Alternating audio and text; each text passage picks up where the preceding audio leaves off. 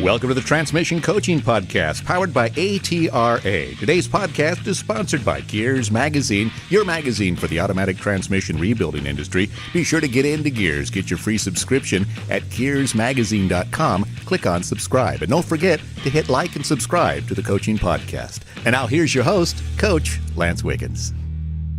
Thank you for joining us here at the Transmission Coaching Podcast. My name is Lance Wiggins. I'll be your host today. With us, we have our technical director, Keith Clark. Welcome, Keith. Glad to be here.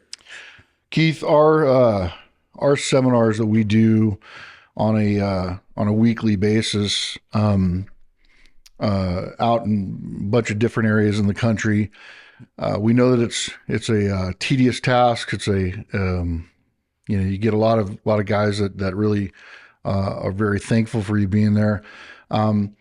For the guys that haven't been to the seminar this year, can you enlighten us on a few things that might entice them to maybe check out a seminar or even check out your virtual training solutions seminar for 2024? I mean, what's new on the circuit this year? Well, I'm glad you mentioned that, Lance. There's a lot of things changing in the automotive industry, especially transmissions. We go through, we have a different format this year.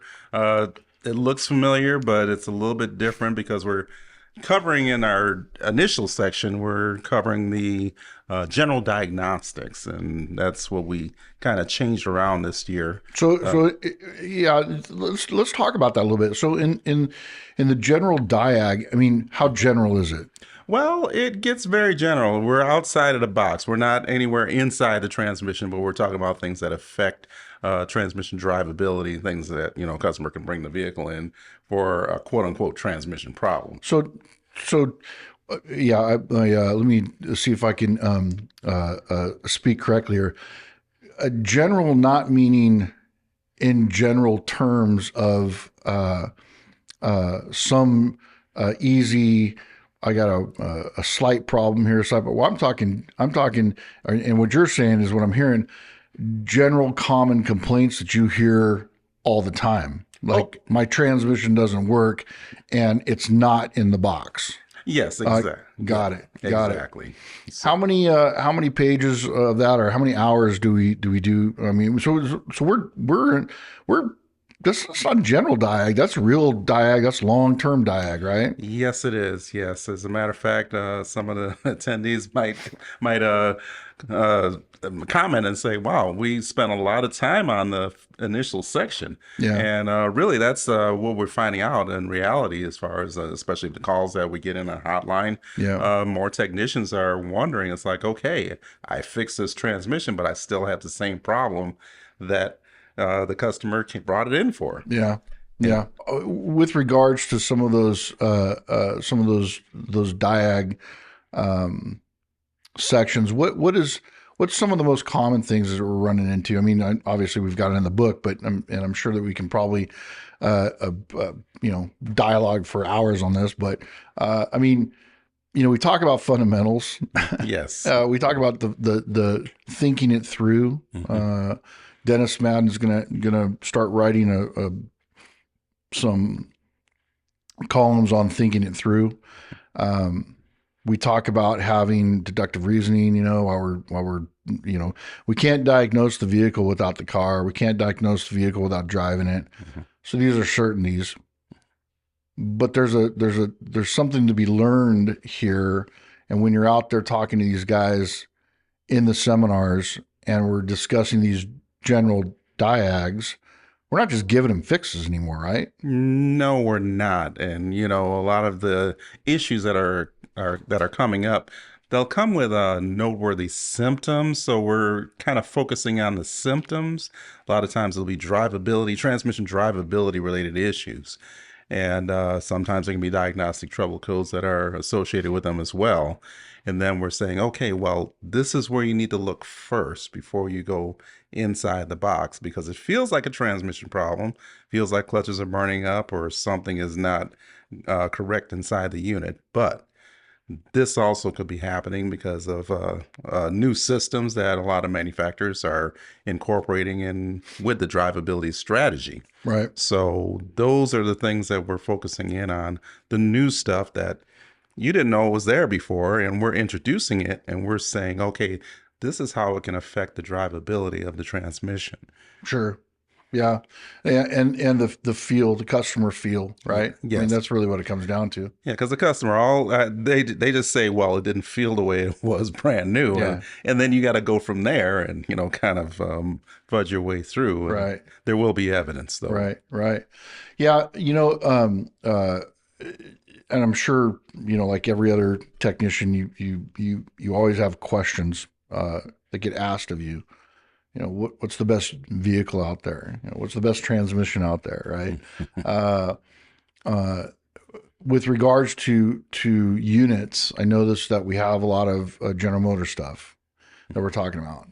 I also noticed that we're starting to pick up a big uptick on 10 speeds as well, and 10 speeds have becoming a problem. Looking into the future of the transmission industry, and diagnosing is obviously the key. Yes. I mean, if you don't diagnose it correctly, you fail. If you don't diagnose it correctly, you're working for nothing, right? Because you open the box, you look at it, you go, yeah, that's cool. Put it back, and it's like, well, now what's going on, right? Exactly. How are we training our guys to kind of maybe, I don't know if it's pull the reins back a little bit, but kind of, just, hey man, go easy, make sure you get the diag correct. What is your message to them? Well, my message normally is, it seemed to be my practice when I was doing diagnosis, where you really have to act like a lazy man. You don't want to put a wrench on the vehicle until you know what direction that you have to go. Yeah. So that's the biggest thing.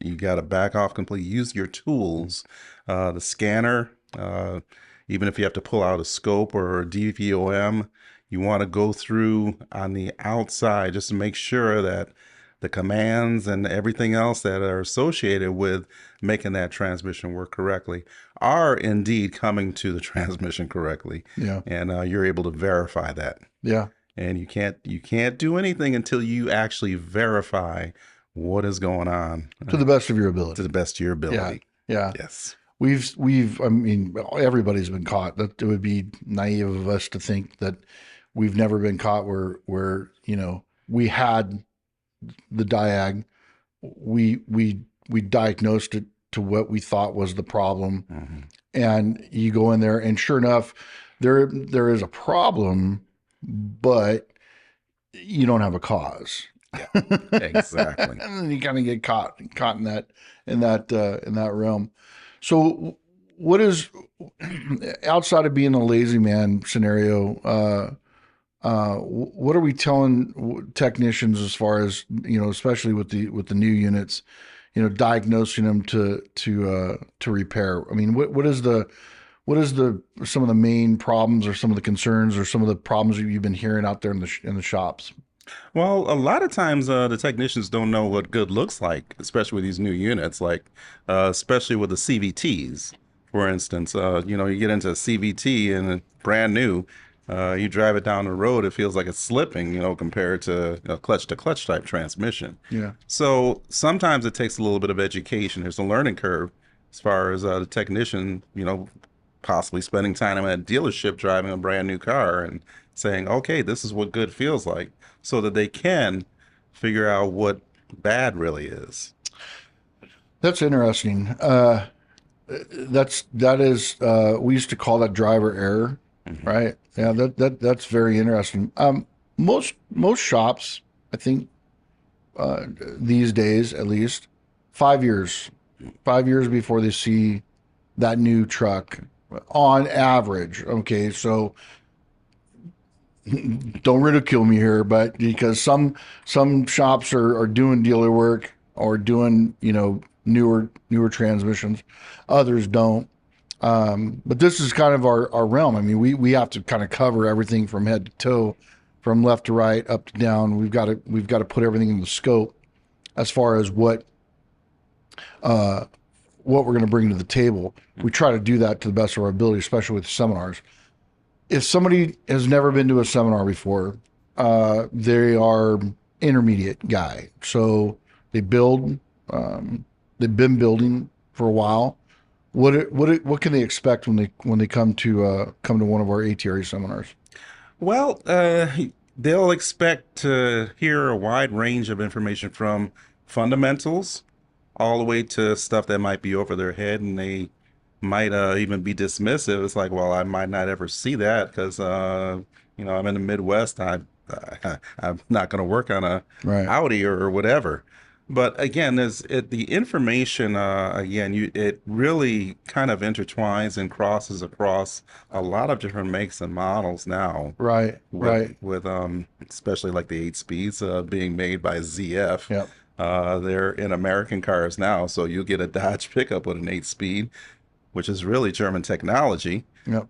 But if you never heard the story from the German side, you might be totally sidetracked when you get one of those vehicles. I had a call from an old friend of mine, Landspeed Louise. Shout out to Landspeed. Her email address has her miles per hour. She was an actual Landspeed racer, 458 miles an hour. Yeah, she's written tons of books. Landspeed Louise, check her out on Amazon. She just wrote a book on I think there was 100 or so women who have broken land speed records. They don't post it a lot because it's a man's sport in her eyes. But anyway, she used to write for Gears. She had a Jeep Cherokee or Grand Cherokee problem, I think, something like that. Anyway, I called one of our shops to talk to him about it, and it didn't even faze me to think about the fact that this probably had a 9-speed in it. It's probably 722.9. I mean, I didn't even, it's a Jeep. And I'm like, Jeep, Dodge, it's 46, 47, it's 68. And the shop's all, we don't really work on 9 speeds. And I thought, 9-speed, what? Oh man, no kidding. The crossover in transmissions is getting more popular, would be the word I'll use. And they're sharing a lot of information with one another. That just reiterates when we do, or when we're talking about diagnosis, like, look, when you diagnose this, you diagnose that. It's everything. It's not just one thing. It's you use this technique for everything. Am I right? This is true. Exactly. Because, I mean, when you look in reality, like I used it for an example, the 8-speed Dodge rear-wheel drive transmission, if you learn how to diagnose that fundamentally, you can diagnose a Rolls Royce, a Bentley. Sure, as long as you have that fundamental knowledge or that theory in operation, right? Exactly. Right? Yes. I know we plan on doing some training classes here at the new ATRA Research and Training Facility. And I know you've got a class that you're working on right now. Would you mind sharing that with our listeners? Well, I'm excited to share that with our listeners because, again, there's been a lot of outcry as far as we don't have enough training, enough hands-on training. So this facility was built with that in mind, to do hands-on training. And our first classes are going to be in hands-on electrical training, how to diagnose, how to handle wiring harnesses, wiring connectors, all the details. Again, this is where, R&R or intermediate technicians, they need to know what's necessary to make sure that they're not causing problems. Or if they have a problem, they can actually indicate and find them a lot easier. Yeah. So again, this class is being hands-on. It'll equip them with testing procedures, how to properly handle wiring harnesses. Because again, if you're doing a transmission job, that's well and good. If it's burnt up, it needs to be fixed. But a lot of times, that wiring harness has been really, gone through a lot of weather and a whole lot of things. So depending on where you're at, it needs to be attended to accordingly a lot of times, just to at least make sure we got good contacts when everything's said and done. Yep. Awesome. So if you're new to ATRA or you've been with ATRA for a while, check out our members at ATRA.com on the events page. Go to the marketplace, search for the seminar that's close to you. We look forward to seeing you at Apex at our Transmission Powertrain Expo on the Apex show floor, November 4th through November 7th. We'll be there for the full week. It'll be our first time ever to be on the nation's largest trade show, and so we're very excited about that. And we look forward to seeing you there. Thank you, Keith, for your time today, and thank you guys for listening to another edition of the Transmission Coaching Podcast. It's a great day to fix transmissions, man. So let's get started.